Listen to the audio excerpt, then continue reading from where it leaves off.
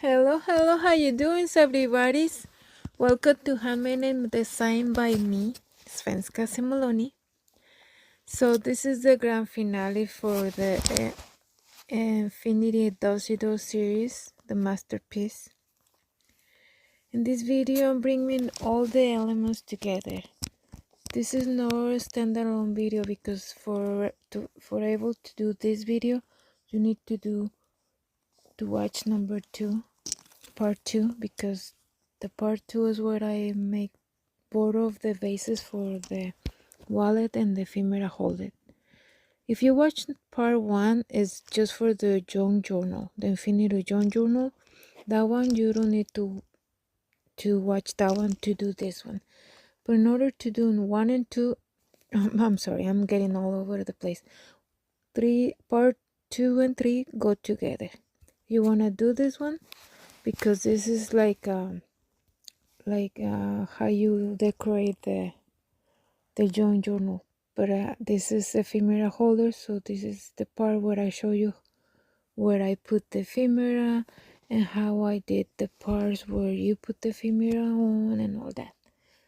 Or for example, the wallet one is how I did the part where I put the cards and all that. So you do need to watch part 2 to do this part 3. But if you wanna do just one video, just go to part number 1, and that's alone. That's a standalone video. Okay?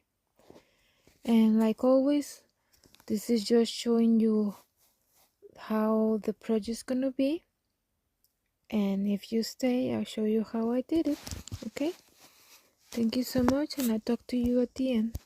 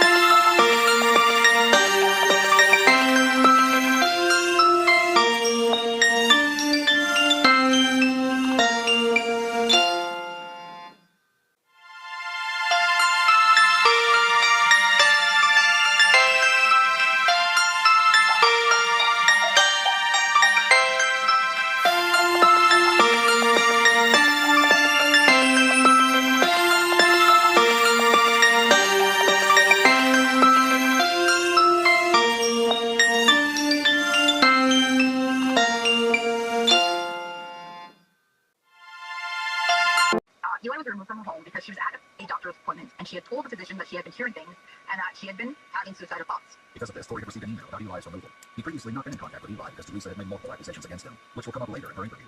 Now, however, he was being informed about his son's life. Ultimately, Eli was returned to Teresa, but a few weeks later he was once again removed after a social worker determined that the house was not livable. He was returned to Teresa a week later. Fall 2020, she calls the police because Eli locked her out of the house. They finally get into the house. Eli is screaming at the top of his lungs. He doesn't have any clothes on. There's eggs smeared all over the house. The upstairs bathroom's flooded. They couldn't even find clothes for him to wear, and he had a huge gash on his arm. This time, when Eli was removed, he was placed into foster care. In an Eagle exclusive interview, Nikita, Eli's foster mother, gives insight into Eli's personality. He was isolated, I would want to say. They didn't have much interaction with other people, so when he came across, it was just, he wanted the attention from everybody. Yeah, he was a very big social bug.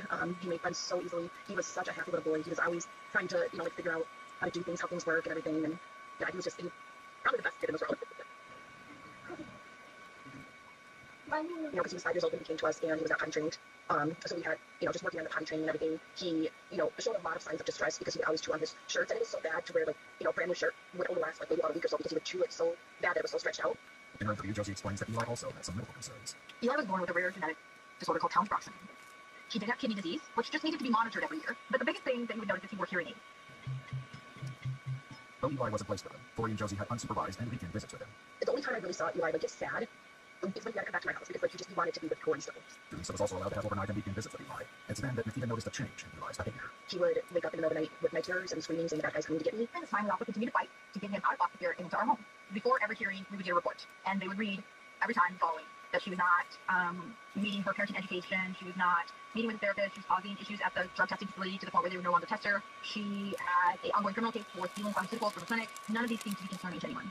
Corey and Josie eventually filed for full custody of Eli. However, after living with Nikita for 11 months, Eli was eventually returned to Teresa. So we were told that they did that to see if she would mess up. My personal opinion is they gave Eli back because they were sick of dealing with her. According to police documents, on January 20th, 2022, Teresa was given placement with Eli by Dakota County CPS. On May 9th, 2022, Teresa was granted full custody of Eli. This was just 11 days before her arrest. To tell me how are you guys protecting Eli by giving him back? They basically were using him as a pawn to see if she's going to mess up. And he's a 6-year-old in that manner is, in my mind, criminal. You know, what would you like today? Because, we were at your apartment earlier. This is my boyfriend. Who's your boyfriend? Rob. Okay. What was Rob? Rob, however, has a very different story to tell, and he shares it from Hempstead County Jail 2 days after his initial arrest. This was his second interview. Last time you have a story of this, you notice that you also don't believe this. Okay, why do you think what's up? My guy's still getting him. And I just mentioned the last couple weeks, trying all over him. Why? I don't think.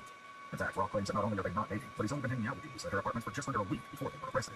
Surveillance footage from Teresa's building confirms that he'd been staying with her for the past few days. The footage also captures a few moments on the morning of the 19th, just one day before their arrest. 6-year-old Eli, wearing a yellow shirt and blue shorts, can be seen playing in the background. Where do you have Rob? Yet in his first audio interview, Rob has a very different account of the evening of the 19th.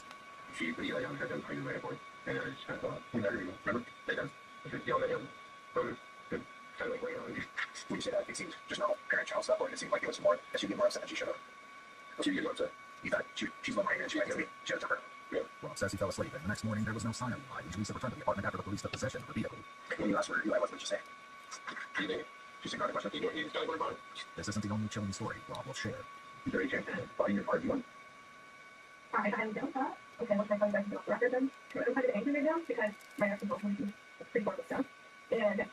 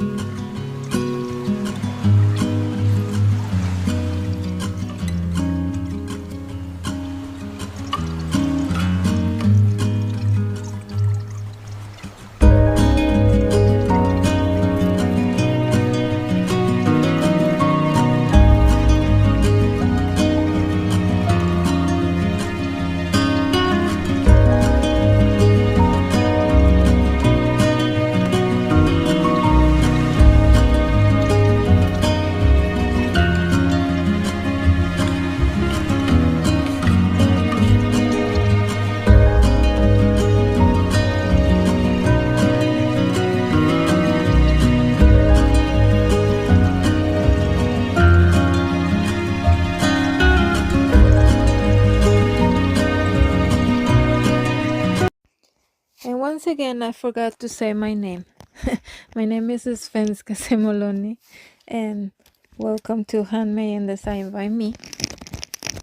Thank you so much for stopping by, and I promise I won't bite if you come back, okay? See you in the next video. Bye. Please subscribe. It helps. It really does help. Thank you.